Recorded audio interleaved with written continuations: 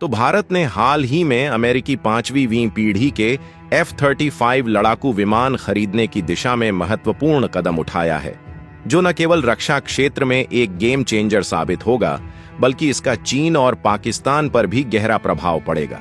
लेकिन बहुत ही कम लोगों को यह बात पता है कि जहां भारत 5वीं पीढ़ी के लड़ाकू विमान को अपनाने की दिशा में आगे बढ़ रहा है, वही अपने J-35A को दुनिया के सामने पेश करके एक नई चुनौती खड़ी कर रहा है। और तो और यह तो कुछ भी नहीं, क्योंकि अब चीन का दोस्त पाकिस्तान भी अपने कान विमान की ताकत दिखा रहा है।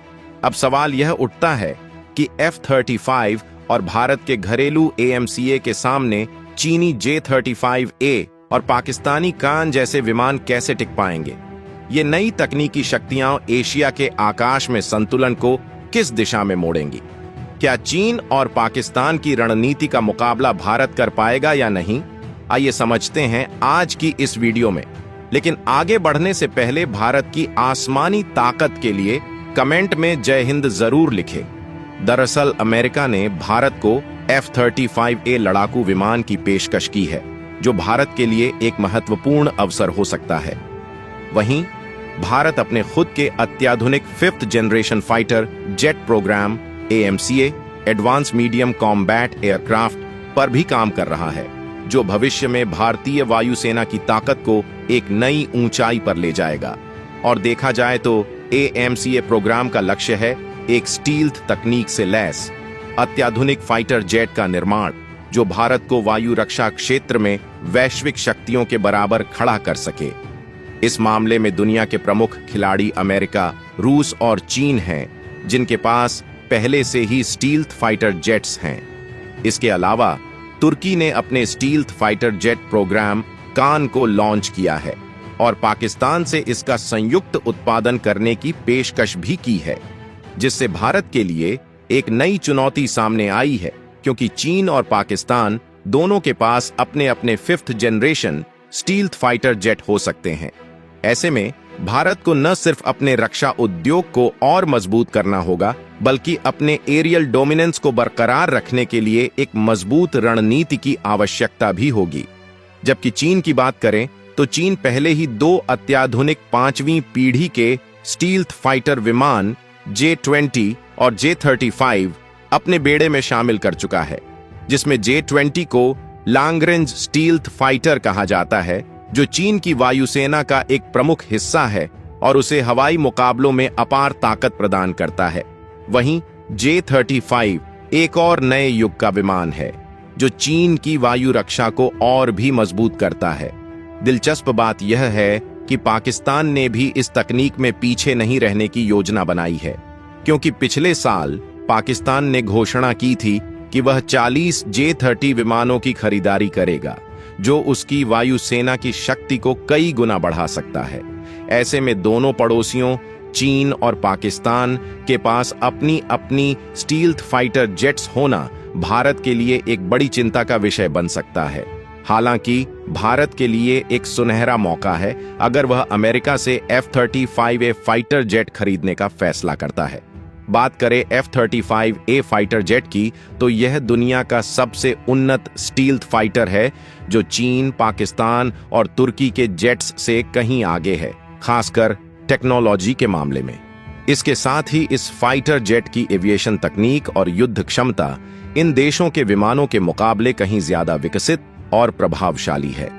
अब कल्पना कीजिए कि जब भारत अपना खुद का advance medium combat aircraft programme पूरा कर लेगा, जिसमें सबसे उन्नत स्टील्थ और युद्धक तकनीकों को शामिल किया जाएगा, तो भारतीय वायुसेना का स्तर क्या होगा?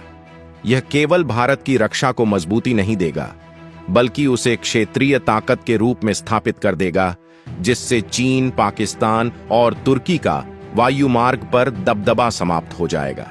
इसलिए आने वाले समय में भारत की वायुसेना न सिर्फ एक नई शक्ति के रूप में उभर सकती है, बल्कि पूरी दुनिया में उसकी ताकत और तकनीकी श्रेष्ठता का परचम लहरा सकती है।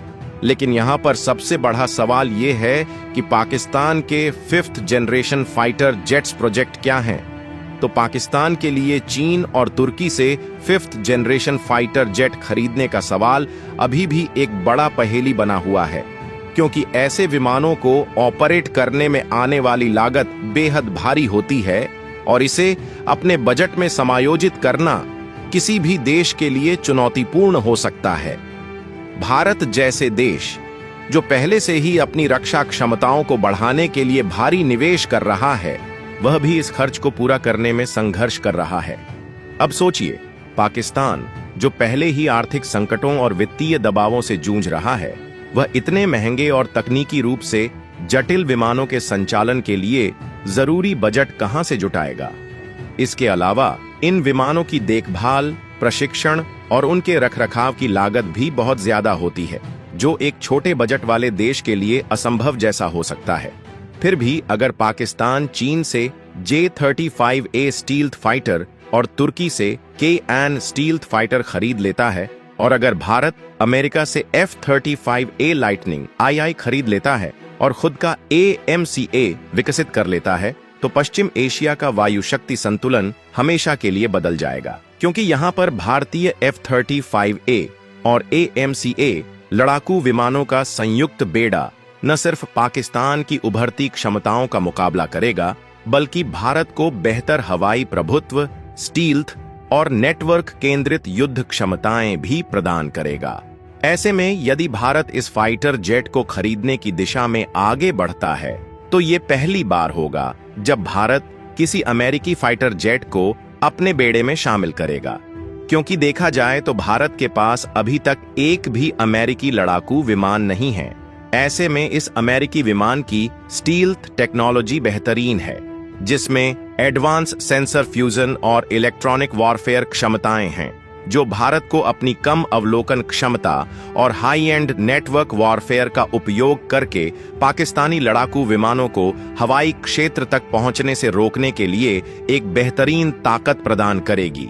इसका सबसे बड़ा फायदा ये होगा कि इससे तुर्की और चीनी 5वीं पीढ़ी जेट में रडार को चकमा देने की जो ताकत है, वो खत्म हो जाएगी, और गायब होने की क्षमता अगर खत्म हो जाती है तो फिर उन्हें मार गिराना काफी आसान हो जाएगा। ऐसे में भारत अगर अमेरिकी जेट खरीदता है तो पाकिस्तान फंस भी सकता है। ऐसा इसलिए क्योंकि पाकिस्तान ने चीनी 5th जनरेशन जेट खरीदने की सिर्फ घोषणा की है, अभी तक उसने खरीदी नहीं है, क्योंकि पाकिस्तान अभी IMF के लोन पर चलने वाला देश है। लिहाजा अगर भारत यह अमेरिकी फाइटर जेट खरीद लेता है तो पाकिस्तान बेचैन हो जाएगा। उसे हर हाल में चीनी फाइटर खरीदना होगा, भले ही उसके लिए अरबों डॉलर का और कर्ज लेना पड़ा। रणनीतिक लिहाज से भारत के लिए यह भी एक फायदे का ही सौदा होगा। इसके अलावा AMCA कार्यक्रम सुनिश्चित करता है कि भारत आत्मनिर्भर बना रहे, जबकि भारत अपने स्टील्थ फाइटर्स को अस्ट्रा MK2, अस्ट्रा MK3 जैसी भारतीय मिसाइलों और भविष्य के हाइपरसोनिक मिसाइलों को लैस तक एक महाविनाशक बेड़ा तैयार कर सकता है। तो आपको क्या लगता है, क्या भारत को इस अमेरिकी फाइटर जेट को खरीदना चाहिए या नहीं? नीचे कमेंट बॉक्स में जरूर बताएं, और भारत से जुड़ी इसी तरह की इंफॉर्मेटिव वीडियो पाने के लिए चैनल को सब्सक्राइब अवश्य करें। जय हिंद, जय भारत।